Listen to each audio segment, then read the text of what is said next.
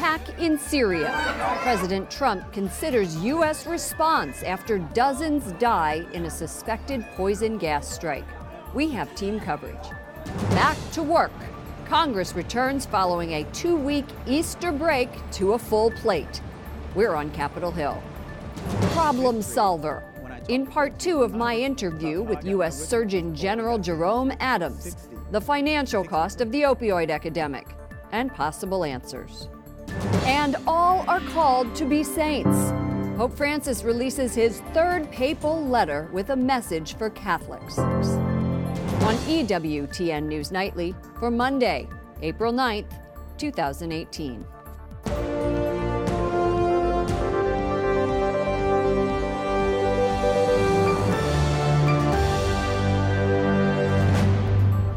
It was an atrocious attack.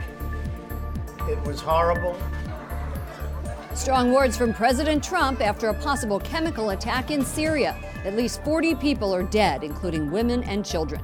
The president says the U.S. will have a response within 48 hours. Good evening from Washington, D.C., and thank you to those of you joining us from around the world for news from a Catholic perspective. I'm Lauren Ashburn. The U.S. is still investigating the possible involvement of the Iranian and Russian governments in that strike, and it seems all options are on the table when it comes to a U.S. response. Pope Francis is calling for peace. Our team coverage begins now. Correspondent Mark Irons has more on the president's comments, but we start with correspondent Wyatt Goolsbee, who has been following the story all weekend. He is at the Pentagon. Good evening, Wyatt. Good evening, Lauren. Defense Secretary James Mattis says he's not ruling out a military strike. Mattis blames Russia for not putting enough pressure on Syria, its close ally, to get rid of their chemical weapons. We have to warn you, the video you are about to see of the attack's aftermath may be disturbing. Dozens of children in Syria are hanging on for their lives tonight. First responders giving these little ones oxygen masks as they gasp for air. This after airstrikes and a suspected chemical attack Saturday in Doma, a suburb of Damascus. Government forces are fighting rebels, but human rights activists say this time, Syrian helicopters dropped barrels of toxic gas on civilians. The Syria Civil Defense, known as the White Helmets, say they found families suffocating in their homes. Chemical warfare experts say the evidence points to poisonous gas. Because there have been burns to the eyes, there's been suffocation, pinpointed pupils, which all kind of look towards sarin or nerve agent. Almost 1 year ago, the U.S. launched 59 cruise missiles against a Syrian airbase in response to President Bashar Assad's alleged use of chemical weapons. Secretary Mattis says the U.S. will consult with its NATO allies on what to do this time around. The first thing we have to look at is why are chemical weapons still being used at all when Russia was the framework guarantor of removing all the chemical weapons. Russia's foreign minister rejects that, saying the reports are a provocation and that the Russian military searched the area and found no traces of chemicals. Instead, the Russians are pointing the finger at Israel for an overnight missile attack on a central Syrian airbase that reportedly killed 14 people, including 3 Iranians. The Holy Father, Pope Francis, condemned the attack on Sunday, saying nothing could justify the use of chemical weapons against defenseless people. He calls on people of faith to pray that leaders will be willing to negotiate. The Syrian civil war is now in its 8th year. Since it began, more than 400,000 Syrians have been killed. Lauren? Correspondent Wyatt Goolsbee reporting from the Pentagon.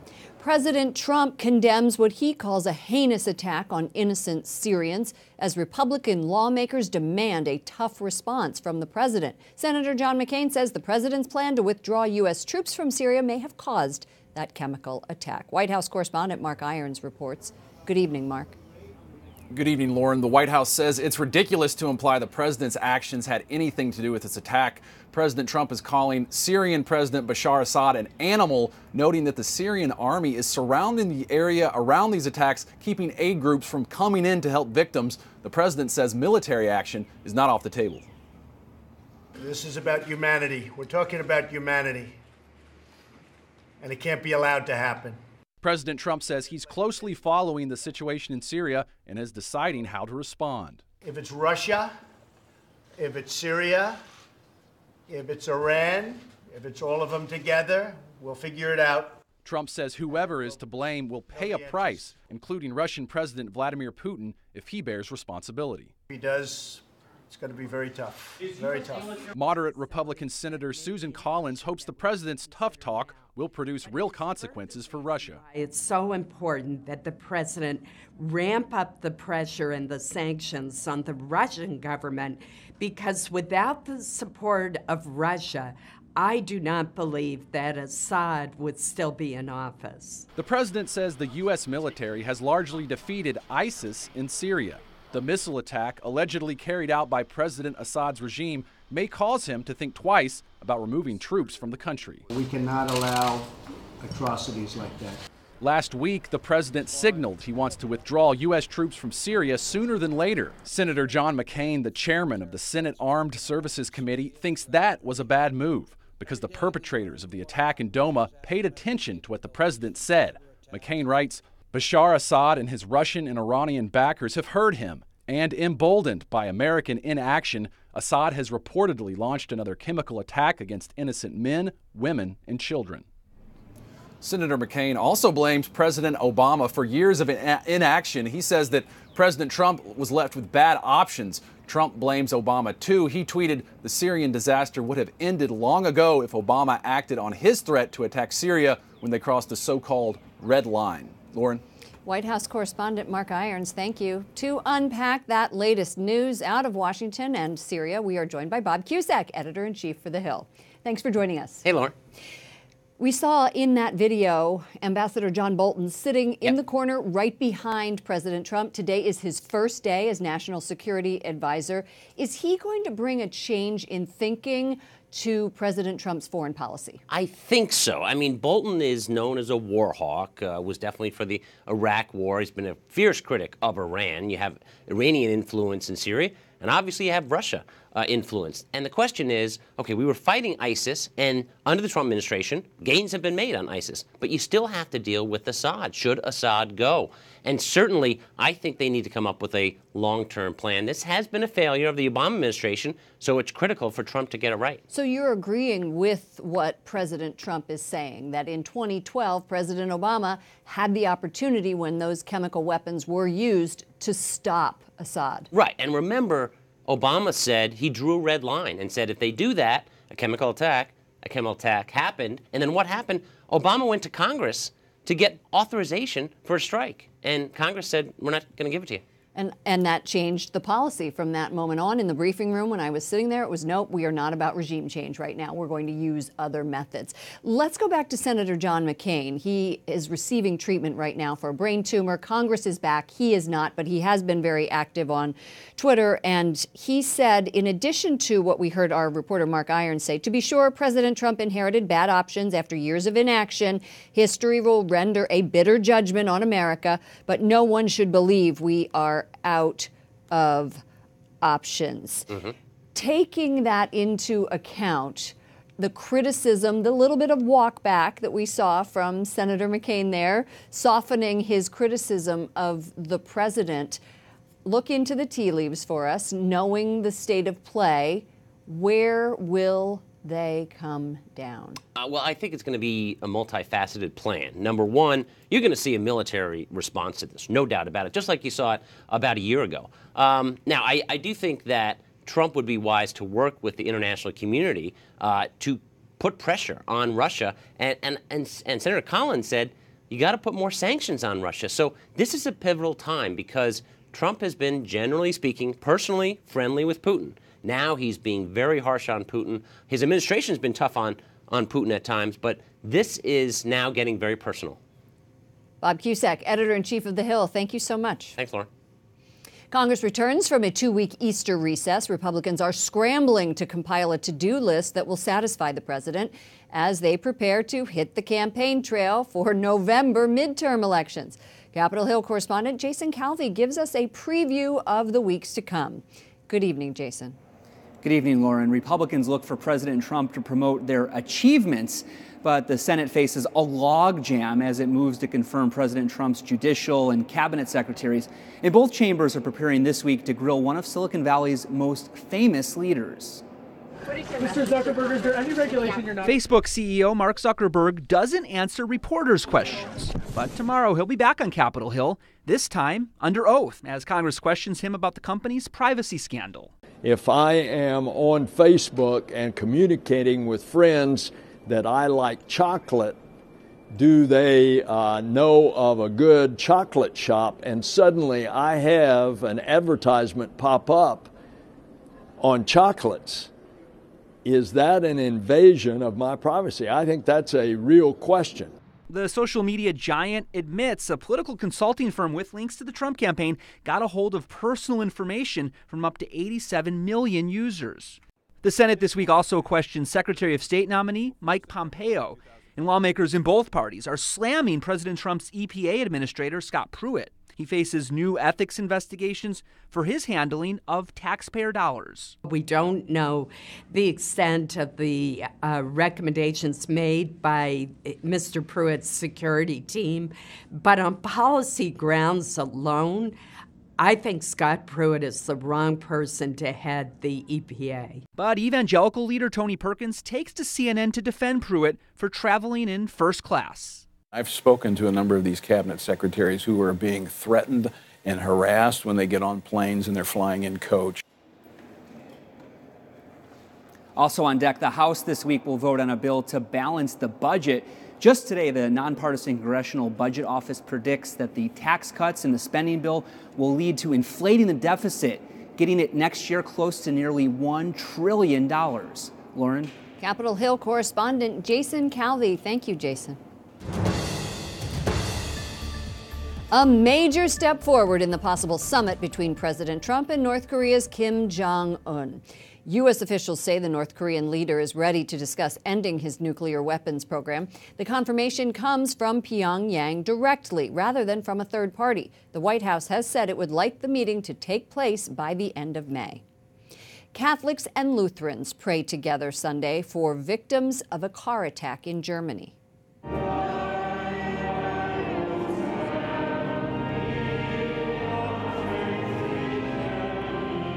2 people died and 20 were injured after a man drove his van into a crowd outside a pub in Munster Saturday.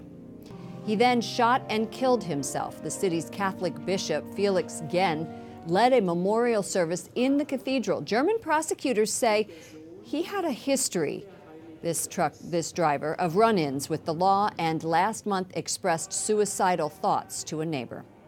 An ice rink in small western Canada town becomes an epicenter of grief.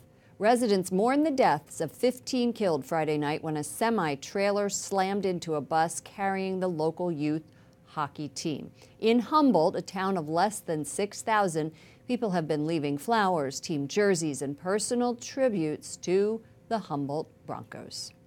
The Vatican has arrested one of its diplomats. Monsignor Carlo Capella is being investigated in Canada and the United States for accessing, possessing, and distributing child pornography. He was a high-ranking official at the Holy See's embassy in Washington, D.C. If this goes to trial, it will be the first trial for that crime in Vatican City. Pope Francis is calling for ordinary Catholics to live holy lives in whatever they do. In a new document released today, the Holy Father writes, "Are you married? Be holy by loving and caring for your husband or wife, as Christ does for the church. Do you work for a living? Be holy by laboring with integrity and skill in the service of your brothers and sisters. Are you a parent or grandparent? Be holy by patiently teaching the little ones how to follow Jesus." The letter, "Rejoice and be glad," is the third apostolic exhortation of Francis's papacy. Edward Penton, Rome correspondent for EWTN's National Catholic Register, joins us. What are some of the other highlights, Ed? Well, some of the highlights are really the Pope's making clear that it's not restricted to, for example, bishops and and clergy and religious, that holiness applies to everybody. He also talks, he refers to the Beatitudes, the Sermon on the Mount. He draws on that as guidance for the faithful on how to become holy. And he also talks about the devil in quite some detail. He says that Christians are called to spiritual combat and to a constant battle against the devil and evil forces. And he says that the church has all the weapons needed to deal with that, such as the sacraments and prayer. So it's a very full and long document giving a lot of guidance on how to become holy.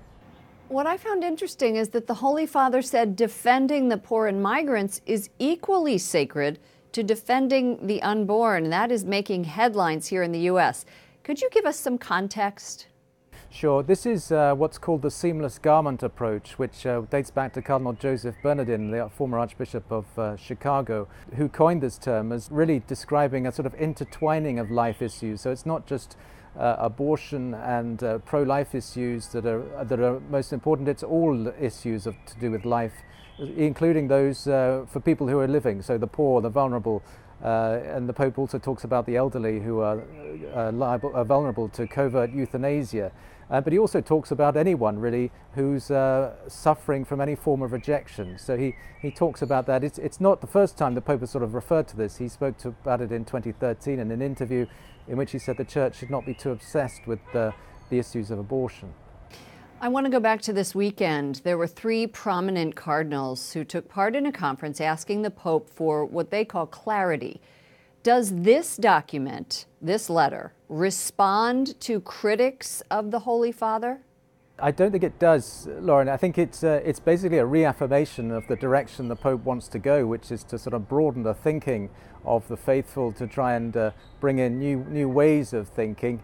But I don't think it'll really placate his critics, who are very concerned about what they see as the Pope sort of playing fast and loose with doctrine and not really setting parameters where doctrine begins and ends, and what the doctrine really is and what he really is affirming in terms of doctrine. So I don't think it's really answering those critics. Edward Penton, Rome correspondent for EWTN's National Catholic Register. Thank you. Thanks, Lauren. Coming up, seeking solutions. In part 2 of our interview with U.S. Surgeon General Jerome Adams, we talk about ways to solve the country's opioid epidemic. And flower power. Tourists flock to see a Washington landmark in full bloom.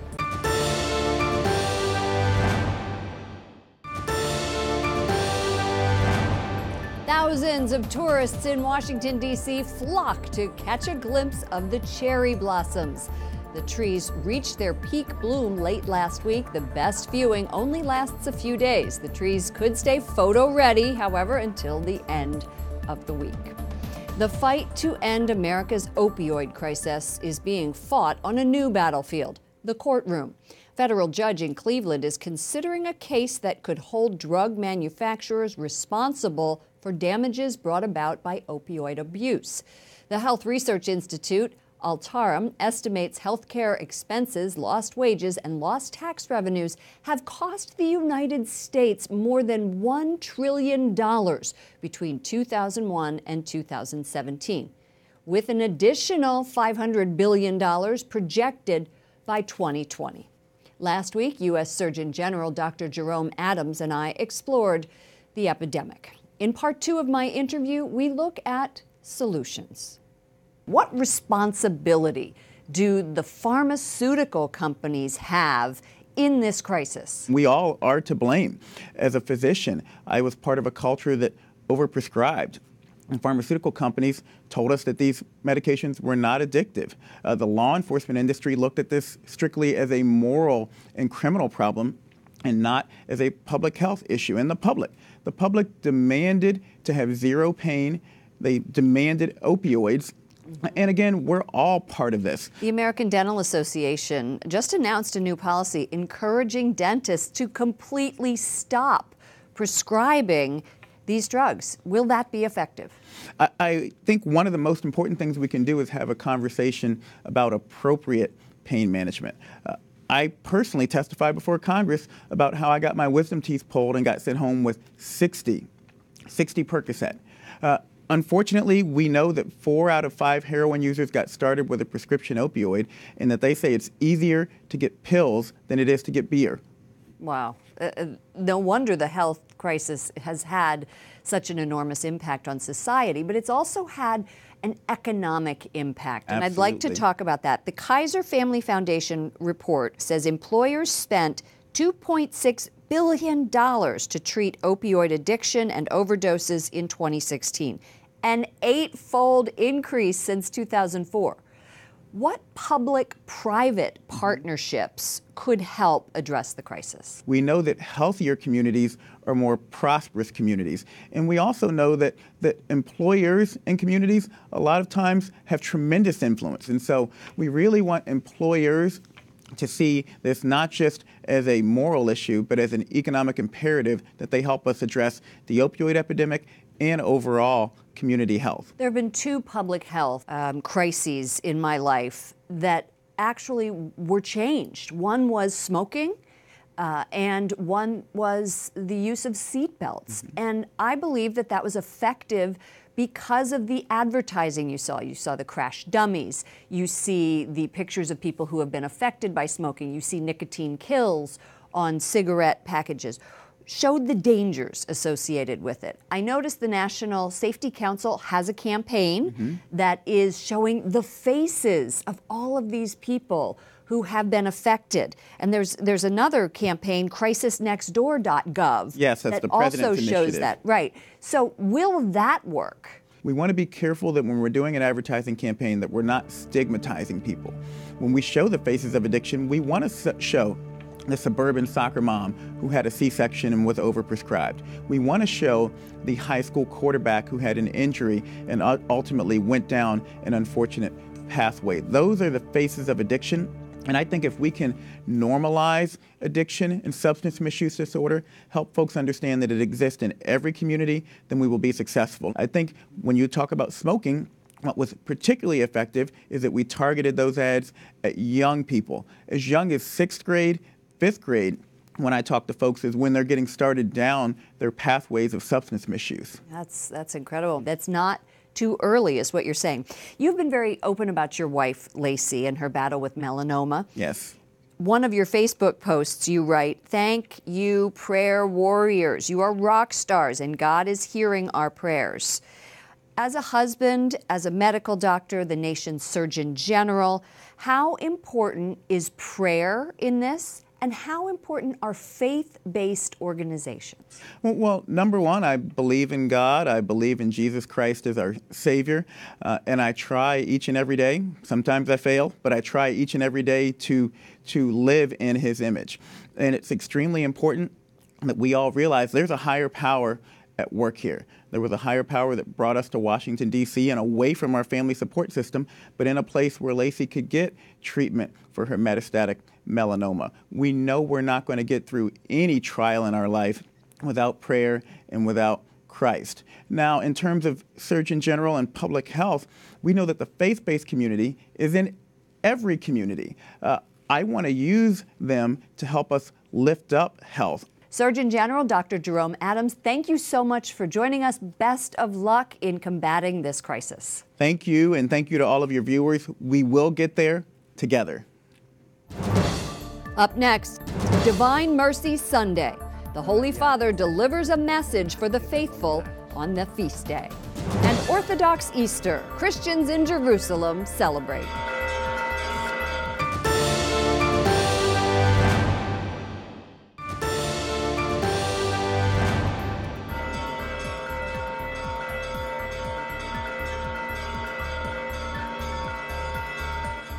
Orthodox Christians in the Holy Land and around the world celebrated Easter yesterday.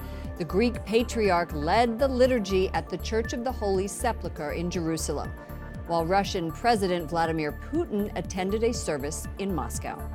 On Divine Mercy Sunday, Pope Francis yesterday urged the faithful to go to confession. La vergogna è un invito segreto dell'anima che ha bisogno del Signore per vincere il male. The Holy Father says every time we are forgiven, we are reassured and encouraged. Divine Mercy Sunday was established by Pope John Paul II. It's inspired by the apparitions of Jesus in 1931 to Saint Faustina Kowalska, a Polish nun. This year kicks off a 4-day meeting of the Holy Father's Missionaries of Mercy, formed to promote confession. Among them is our very own Father John Paul Mary, who we will talk to tomorrow. The Archdiocese of Manila receives a first-class relic from St. John Paul II. It's a vial of his blood. The gift is in honor of the 60th anniversary of the reconstruction of the city's cathedral. The local church calls it a precious gift that will especially help the sick. For more on this story, who gave the gift to the cathedral, visit our partners at CatholicNewsAgency.com. Finally, tonight, church officials in England are making plans to rededicate the country to the Blessed Virgin. She is named Our Lady of Walsingham, based on apparitions seen in 1061 in the village of Walsingham in Norfolk, England. Her statue will visit every Catholic cathedral in the country beginning in June. The tour ends in 2020 when officials will rededicate England and Wales to Our Lady. Walsingham is known for its Marian shrines and is a popular site for pilgrims. EWTN also has a studio right there. For all of us here at EWTN News Nightly, to all of you around the world, thank you for watching. I'm Lauren Ashburn. Let's keep in touch online. Follow me at Lauren Ashburn on Twitter and Lauren Ashburn EWTN on Facebook. Good night and God bless.